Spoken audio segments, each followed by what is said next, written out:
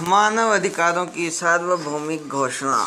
Universal declaration of human rights. संयुक्त राष्ट्र के चार्टर के प्रस्तावना में कहा गया है, हम संयुक्त राष्ट्र के लोग मानव के मौलिक अधिकारों, मानव के गौरव और महत्व, पुरुषों व स्त्रियों के तथा छोटे व बड़े राष्ट्रों के समान अधिकार पर अपने विश्वास की पुनः पुष्टि करते हैं। We the people of United Nation faith in fundamental human rights, in the dignity and worth of human person, in the equal rights of men and women, of nations large and small. Preamble of the Charter of United Nations। भूमिका। प्रोलोस्की का कथन है कि ये अधिकार जीवन की वे दशाएं हैं जिनके बिना कोई भी व्यक्ति अपना पूर्ण विकास नहीं कर सकता। लोस्की का विचार था कि विश्व के समस्त नागरिकों का मानव अधिकार जाति, धर्म, भाषा, रंग, लिंग के आधार पर बिना किसी भेदभाव के मिलना चाहिए। मानव अधिकारों का विषय लगभग 200 वर्ष पूर्व राज्यों को अपना व्यक्तिगत विषय समझा जाता था, परंतु धीरे धीरे इसका स्वरूप व्यापक बनता चला गया। वर्तमान संवैधानिक और लोकतंत्रीय राज्यों में तो राज्य का परम धर्म मौलिक अधिकारों को प्रदान करना तथा उसकी सुरक्षा माना जाता है, इसलिए बहुत से राज्यों में इन्हें संवैधानिकता का दर्जा प्रदान कर दिया गया है। 1789 में फ्रांसीसी क्रांति में सर्वप्रथम मानव की स्वतंत्रता, समानता, बंधुत्व की भावना का वर्णन किया गया था। फ्रांसीसी क्रांति से पूर्व सन 1776 में अमेरिका की स्वतंत्रता की घोषणा में भी मानव अधिकारों के विषय में कुछ वर्णन किया गया था।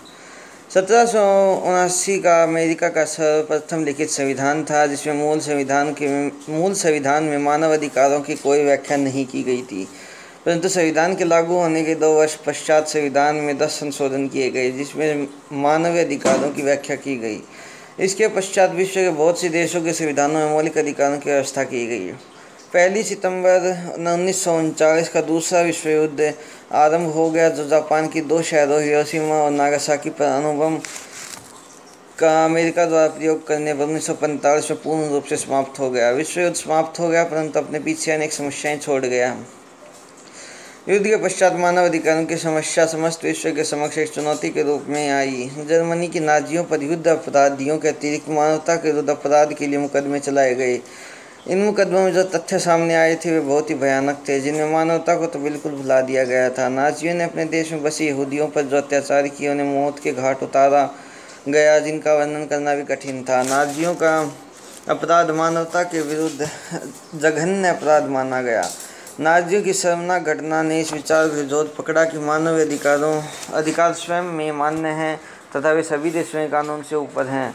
किसी भी राष्ट्र को इनके उल्लंघन करने की अधिकार नहीं है। वर्तमान में मानव अधिकारों की घोषणा को प्रत्येक राजनीतिक समाज ने स्वीकार कर लिया है, चाहे उस राज्य में आर्थिक, सामाजिक, ऐतिहासिक, सांस्कृतिक विभिन्नताएं कितनी ही क्यों न हों। आज मानव अधिकार सार्वभौमिक है तथा अंतर्राष्ट्रीय कूटनीति, कानून तथा संस्थाओं का विषय है तथा इनके आदर्श रूप का बहुत सम्मान किया जाता है। अब यह एक राजनीतिक वास्तविकता है। द्वितीय विश्व युद्ध के पश्चात विश्व में शांति स्थापना तथा विश्व के युद्ध के विनाश से बचाने के लिए प्रयास किए जाने लगे।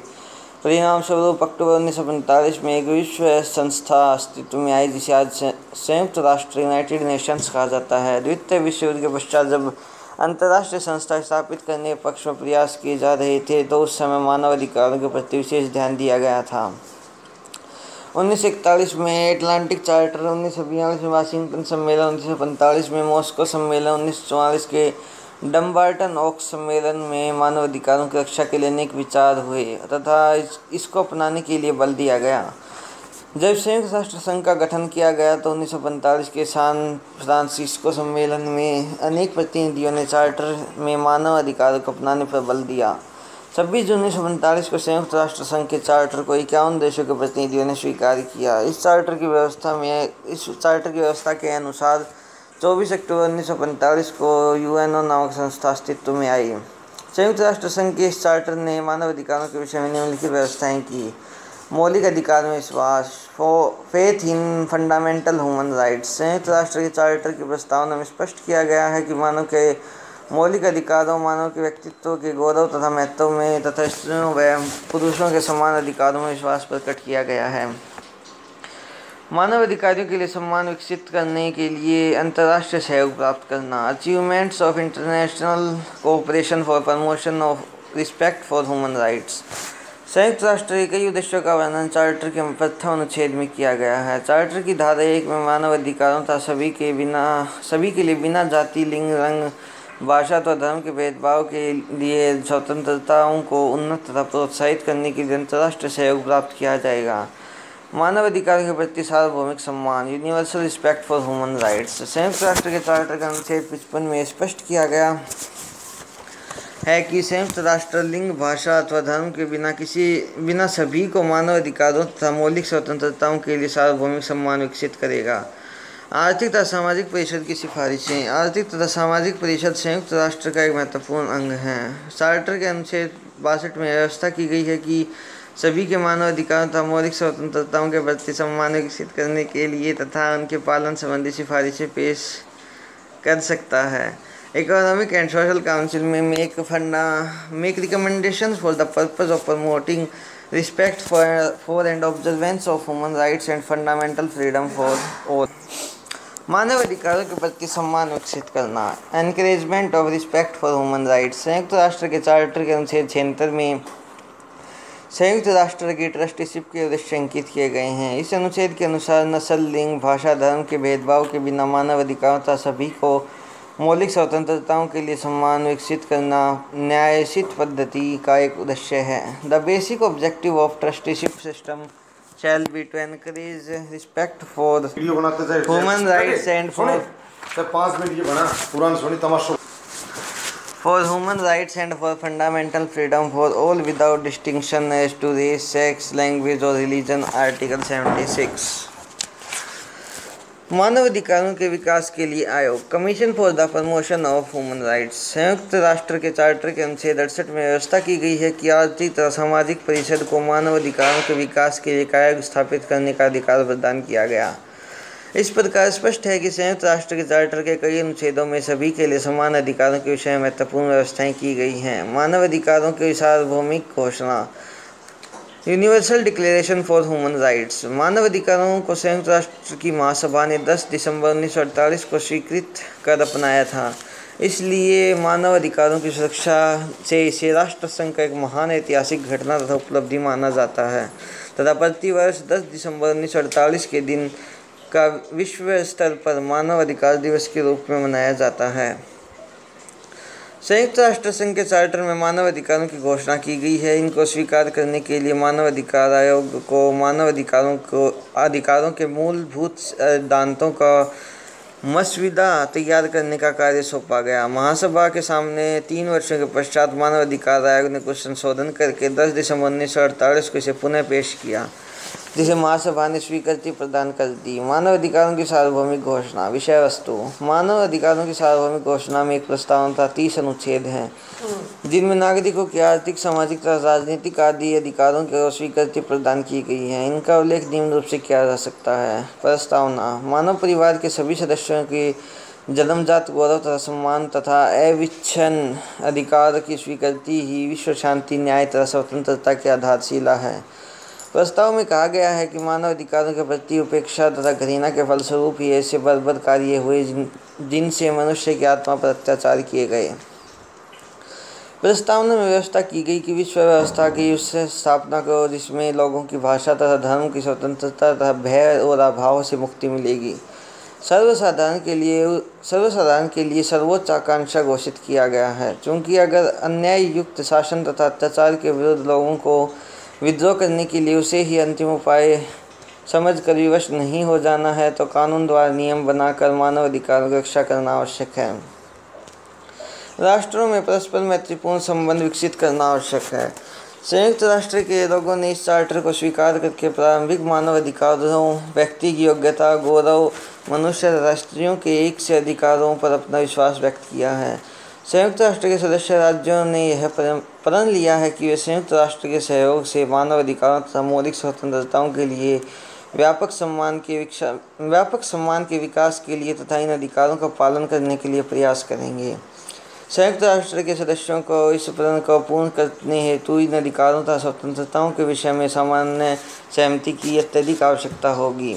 महासभा घोषित करती है कि मानव अधिकारों की यह सार्वभौमिक घोषणा सभी देशों तथा सभी लोगों की समान सफलता है। इसका उद्देश्य यह है कि प्रत्येक व्यक्ति तथा समाज का प्रत्येक भाग इस घोषणा को लगातार ध्यान में रखते हुए अध्यापन तथा शिक्षा के द्वारा यह प्रयत्न करे कि इन अधिकारों तथा स्वतंत्रताओं के प्रति सम्मान की भावना जागृत हो तथा उत्तरोत्तर ऐसे राष्ट्रीय और अंतर्राष्ट्रीय उपाय किए जाएं जिससे सदस्य देशों की जनता तथा उनके द्वारा अधिकृत प्रदेशों की जनता इन अधिकारों की सार्वभौमिक तथा प्रभावोत्पादक स्वीकृति दे तथा उनका पालन करवाए। मानव अधिकार घोषणा में 30 अनुच्छेदों को शामिल किया गया है जो निम्न है। अनुच्छेद 1 के अनुसार सभी मनुष्य जन्म से स्वतंत्र रहना चाहते हैं, उनकी बुद्धि तथा विवेक है, इसलिए एक दूसरे के साथ भ्रातृत्व के व्यवहार तथा कार्य किए जाना चाहिए। अनुच्छेद 2 में प्रत्येक व्यक्ति लिंग, जाति, रंग, भाषा, धर्म, राजनीतिक तथा सामाजिक उत्पत्ति, जन्म अथवा किसी दूसरे प्रकार के भेदभाव के बिना इस घोषणा में व्यक्ति के सभी अधिकारों तथा स्वतंत्रताओं का पात्र है। अनुच्छेद 3 में कहा गया कि प्रत्येक व्यक्ति का जीवन, स्वतंत्रता तथा सुख का अधिकार है। अनुच्छेद 4 में कहा गया कि कोई भी व्यक्ति दासता तथा गुलामी में नहीं रखा जा सकता। दासता व दास का व्यवहार सभी क्षेत्रों में सर्वथा निषिद्ध होगा। अनुच्छेद 5 में व्यवस्था की गई किसी भी व्यक्ति को क्रूर दंड नहीं दिया जा सकता था, न ही उसके साथ इस तरह का व्यवहार किया जाए जिससे उसका अपमान हो। अनुच्छेद 6 के अनुसार प्रत्येक हर जगह कानून की दृष्टि से व्यक्ति के रूप में स्वीकृति प्राप्ति का अधिकार है।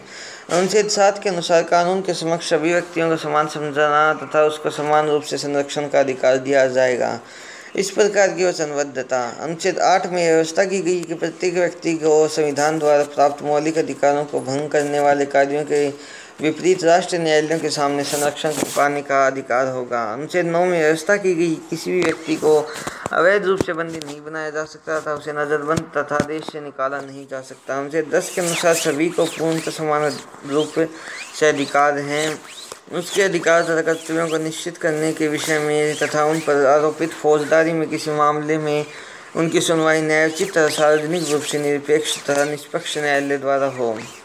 अनुच्छेद 11 के अनुसार जब तक किसी नागरिक के विरुद्ध दोष सिद्ध नहीं हो जाता तब तक उसे निर्दोष समझा जाएगा तथा जो अपराध करने के समय किसी राष्ट्रीय अथवा अंतर्राष्ट्रीय कानून के अनुसार दंडनीय नहीं है, उसके लिए अपराध के बाद बने हुए कानून द्वारा किसी व्यक्ति को दंडित नहीं किया जा सकता। अनुच्छेद 12 के अनुसार किसी भी व्यक्ति के आंतरिक मामलों में हस्तक्षेप करने का किसी को अधिकार नहीं है, उसके पत्र व्यवहार में गोपनीयता बनाए रखा जाएगा। अनुच्छेद 13 में व्यवस्था की गई कि प्रत्येक व्यक्ति को अपने देश की सीमाओं के अंदर स्वतंत्रतापूर्वक घूमने फिरने या निवास करने का अधिकार है। प्रत्येक व्यक्ति को अपने व पराये किसी भी देश को छोड़ने तथा अपने देश के वापस आने का अधिकार है।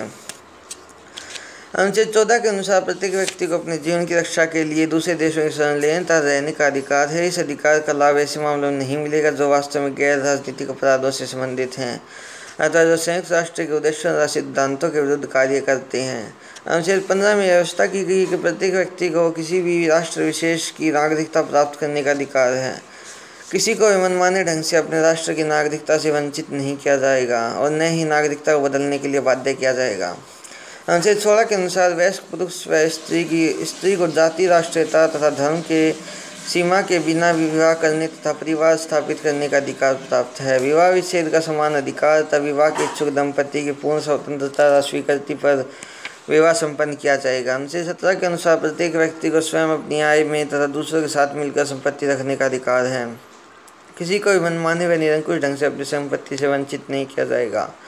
अनुच्छेद 18 के अनुसार प्रत्येक व्यक्ति का विचार, अनुमति तथा धर्म की स्वतंत्रता का अधिकार प्राप्त होगा। अनुच्छेद 19 में प्रावधान किया गया है कि प्रत्येक व्यक्ति को अपने विचारों तथा मत व्यक्त करने की स्वतंत्रता तथा अधिकार प्राप्त है। अनुच्छेद 20 के अंतर्गत शांतिपूर्ण ढंग से विचार व्यक्त करना, सभा करने तथा इच्छा अनुसार किसी भी संस्था में शामिल होने की स्वतंत्रता दी गई है।